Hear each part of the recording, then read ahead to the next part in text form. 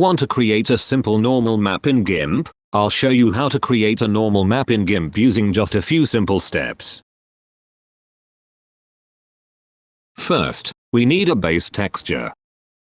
You can also load your own image if you have one. Go to File, New, and create a new image at any size you want.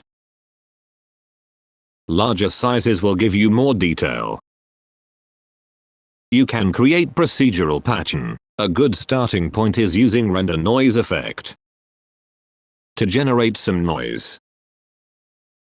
Go to Filters, Render, Noise, Solid Noise. Adjust the detail, X size, and Y size until you get a cloudy, organic texture you like.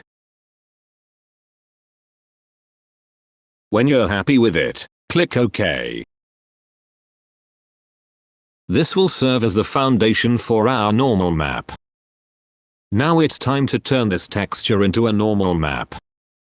Go to Filters, Generic, Normal Map.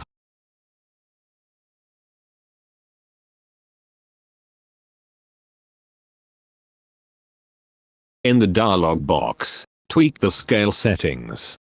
You'll see a preview update in real time. Adjust the strength depending on how deep or subtle you want the surface to look. Once everything looks good, click OK to generate your normal map. Now let's save it. Go to File, Export As. Choose a format that supports color, like PNG or JPG. Give it a name, something like normal texture, and hit export.